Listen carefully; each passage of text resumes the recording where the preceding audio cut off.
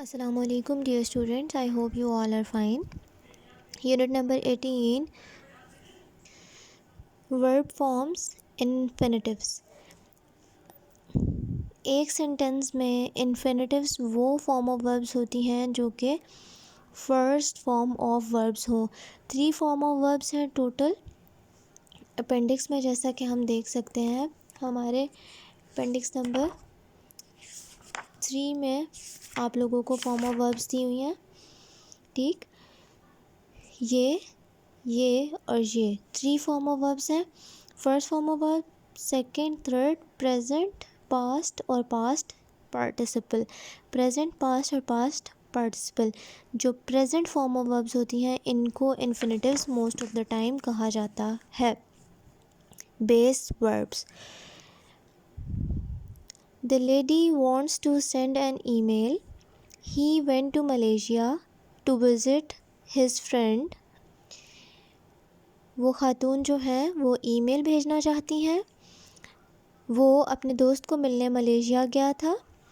I will cough when I smell smoke. मुझे खांसी होती है जब मैं धुआं सूंघती हूँ।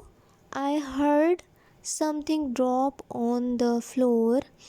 मैंने सुना कि कुछ फर्श पर गिरा। अब द वर्ड्स, जो वर्ड्स हैं send, visit, cough and drop, in 4 sentences में जो वर्ड्स हैं बोल्ड ब्लैक में और कॉल्ड इन्फिनेटिव्स, इनको इन्फिनेटिव्स कहा जाता है। इन्फिनेटिव्स जो है base form of a verb होती है। बेस फॉर्म ऑफ वर्ब यानी कि उसमें आगे कोई E D I N G S E S लगाए बगैर जो बेस होती है, simple raw form of verb. The base form of a verb is in the plural form in the present tense, जो कि हमने प्रेजेंट टेंसेस में पढ़ा था कि जब हम प्लूरल्स के साथ यूज़ करते हैं जिसमें एस और एस नहीं लगाया जाता, वो बेस फॉर्म ऑफ वर्ब कहलाती है इन्फिनेटिव। और इन्फिनेटिव जो है ज़्यादातर टू के बाद या इन सब वर्ड्स के साथ यूज़ किया जाता है। अब आप ये सारे वर्ड और इकट्ठे याद नहीं रख सकते, आप सिंपली ये चीज़ याद रख सकते हैं कि बेस फॉर्म यानी कि first present form of verb जो होती है वो इन्फिनेटिव्स कहलाते हैं, और उनसे पहले टू और बाकी इन्फिनेटिव्स, बहुत सारे इन्फिनेटिव्स से पहले टू और बाकी इन्फिनेटिव्स से पहले will, would, may, might, shall, should, can, could, must, do, does, did, let and please लगाया जाता है। इन्फिनेटिव से पहले टू या इन सब वर्ड्स में से कोई ना कोई वर्ड यूज़ हो रहा होता है। नेक्स्ट पार्ट है an infinitive is sometimes used after verbs. अब इन्फिनेटिव्स जो हैं वो बाज़ात कुछ वर्ब्स के बाद भी इस्तेमाल होते हैं। For example saw, noticed, felt, heard, watched and so on. अब इन्फिनेटिव्स यानी कि जो फर्स्ट फॉर्म ऑफ वर्ब्स होती हैं वो बाज़ात वर्ब की किसी और फॉर्म के बाद भी यूज़ होती हैं, जैसा कि इस सेंटेंस में हमने पढ़ा आई हर्ड समथिंग ड्रॉप। अब हर्ड जो है वो पास्ट फॉर्म ऑफ वर्ब है, हर्ड जो है वो पास्ट फॉर्म ऑफ वर्ब है, यानी कि हेयर हर्ड हर्ड होता है। हेयर अगर खाली होता तो वो हमारा इन्फिनेटिव होता, लेकिन यहाँ पर यूज़ हुआ है हर्ड जो कि हमारा वर्ब है, यानी कि हमारे एक्शन ऑफ द सेंटेंस है, जो कि काम हुआ था उस सेंटेंस में। सही। आगे समथिंग ड्रॉप, फिर उसकी वजह से क्या हुआ कि आवाज़ आई थी, किसकी वजह से कि फ्लोर पर कब गिरा था। आई हर्ड समथिंग, मैंने कुछ सुना, ड्रॉप ऑन द फ्लोर, के फर्श पर कुछ गिरा। अब उन्होंने कहा है कि बाज़ात वर्ब, जैसा कि वर्ब है हर्ड, इनके बाद भी इन्फिनेटिव्स यूज़ होते हैं, इसीलिए वर्ब हर्ड के बाद इन्फिनेटिव यानी कि first form of verb use हुआ है, इसके साथ कोई ईडी नहीं लगा, इसीलिए ये फ़र्स्ट फॉर्म ऑफ वर्ब, इसीलिए ये इन्फिनेटिव है। All the first form of verbs are called infinitives.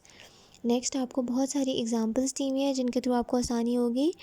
He is going to watch a movie. अब यहाँ पर action of the sentence verb है गोइंग, और वॉच देखने के लिए जा रहा है, इसमें भी वर्ब के बाद यूज़ हो रहा है इन्फिनेटिव, इसमें भी इन्फिनेटिव, इसके बाद कोई ई डी एस या ई एस नहीं है, सब इन्फिनेटिव्स जिनके बाद एस या ई एस आई एन जी कुछ भी नहीं आ रहा और फर्स्ट फॉर्म ऑफ वर्ब है।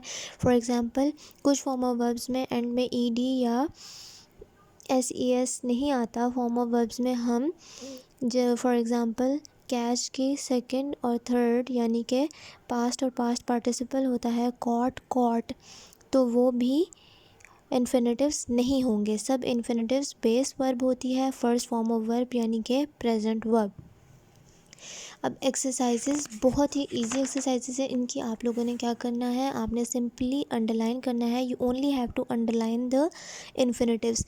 इनमें से आपने देखना है कि इन्फिनेटिव क्या है जिसके बाद ई डी या ई एस एस ना हो और आई एन जी कुछ भी ना लगा हो, वो इन्फिनेटिव्स होंगे। Children like to watch cartoons.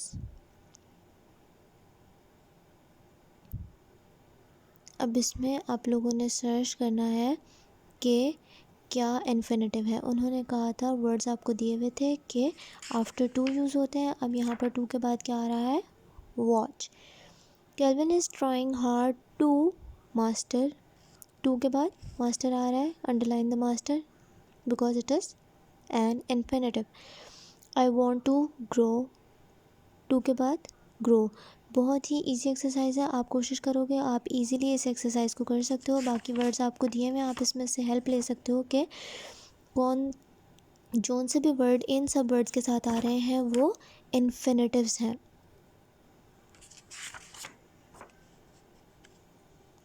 आप लोग इजी कर लोगे।